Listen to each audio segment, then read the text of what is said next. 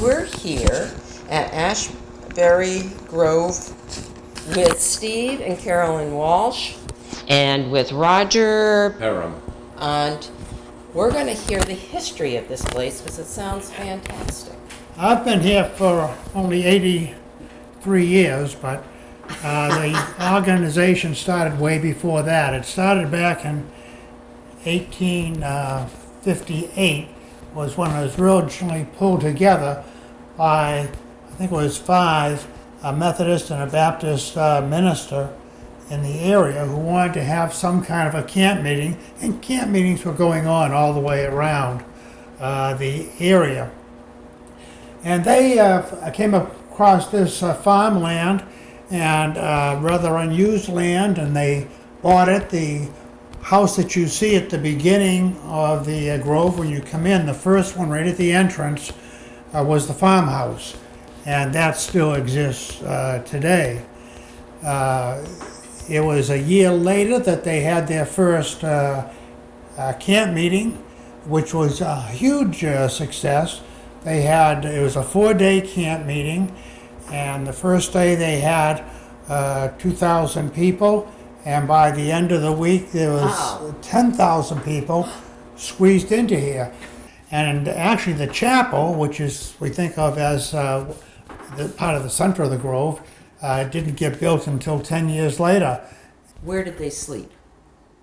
On the first camp meeting, if they came in, they slept in tents around the area. And everyone would bring their tent and their campground, and they'd put it down wherever it was. Back then, they were no different than we are today. You know, you go one place and you sit down there, and whether it's church or any place else, you go in and you sit down at the same place the second time you go, the third time you go, and the fourth time you go. And once in a while, you'd always find someone that kind of took your place if you weren't the first one there. That didn't go over well. So there was only one solution to that, and they received permission to put down a wooden platform. And on that platform, which was their platform, they could put their tent. And so now we had about 300, a little over 300 lots at the time. And I think about half of them, a little bit more of them, had that wooden platform, and the other tents were just out and around. Those were probably the newcomers who wanted to find out, do I want to do this or don't I? But after a while, those platforms with the tents on them were not satisfactory, so they became wooden walls and a roof on top, and they became the cottages that many exist today. In it was the late 50s, early 62, after World War II, there was a huge housing shortage in America. The 40s. And when the servicemen came back from the war, and in order to accommodate for that housing shortage, the Grove, in connection and cooperation with the town of Hamilton, allowed the conversion of 60 houses and used as year-round. The ones behind where you stayed last night, and behind that there's 90 cottages, and they were to remain as seasonal. They own the place, but they, as we do today, we all own our own dwelling, whether it be seasonal or whether it be year-round, but we do not own any land. We lease the land from the corporation. Homes in here are less expensive, and you're not buying your land. You're leasing the land from the corporation. So do you pay yearly for your lease? Oh, we do. Is Yep. it like condo fees, monthly fees It's- too? Do you you can keep up the place? Or? That's correct. It's like a condo fee. Okay. You're paying both the taxes that the town assesses the corporation, and you're paying for some operating fees by the corporation for maintaining everything and doing the programs and what have you. And we also get assessed a tax from the town for our house. I have a map here for you that I'll give to each of you. And this will show you the map of Asbury Grove, so you can get a figure as to what that is.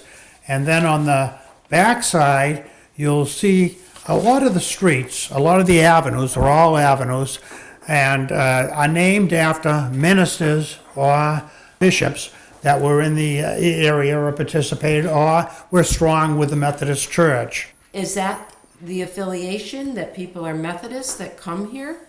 Yes, Well, generally, but not exclusively. It's a Methodist campground, and it's thought of as a Methodist campground. We do not exclude anybody. We have many different denominations. okay. We do have to come before an admissions committee to come into the Grove and to buy a cottage in here. But the purpose of that is mostly, do you want to live in Asbury Grove? Do you want to live in a community? Do you want to participate in this community? Because if people don't participate in the programs that we have, religious and social and what have you, then we don't have a community. We're just another town, another city.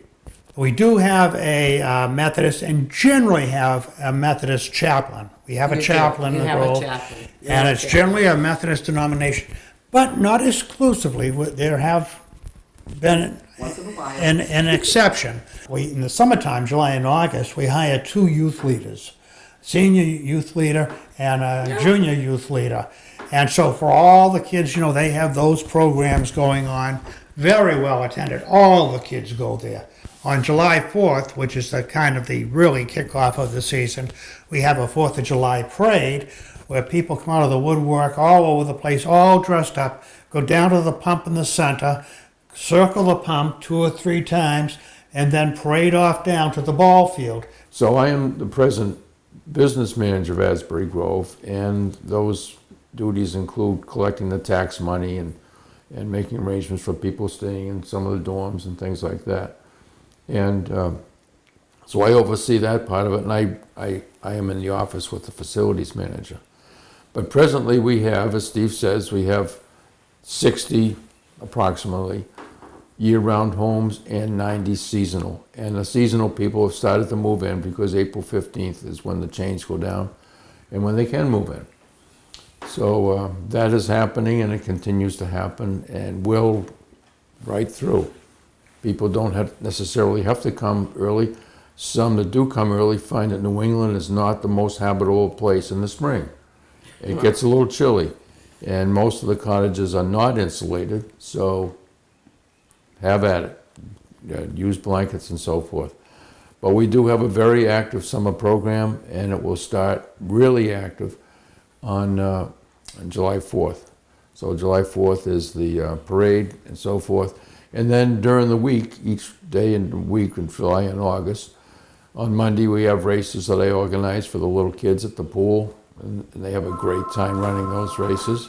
Tuesday night is a Bible study, and then Wednesday night, do we have something on? Wednesday morning we have an early morning Bible study, and then Thursday and Friday, Thursday's off, and then Friday we often have a social occasion, and for sure on Saturday there is something going on.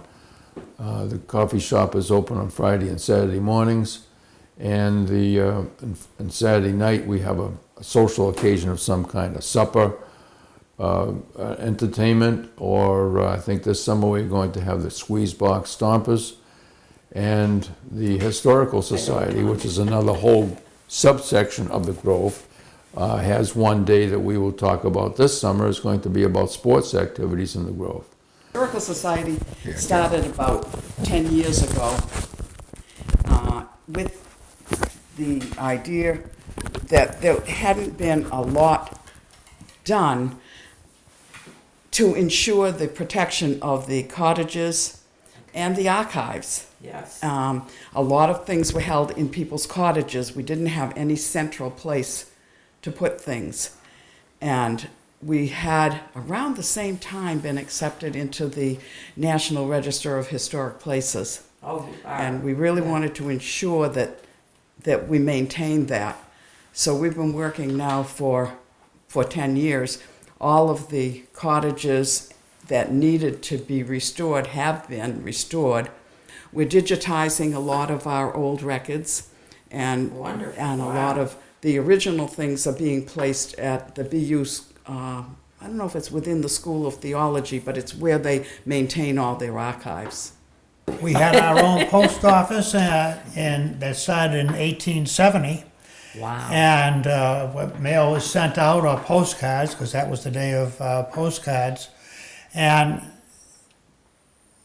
the cancel, where you get the town cancel and the date, said Asbury Grove, Yeah. Massachusetts. So we were fully designated. And that continued until 1957. In 1910, we built the library that Oh, you wow.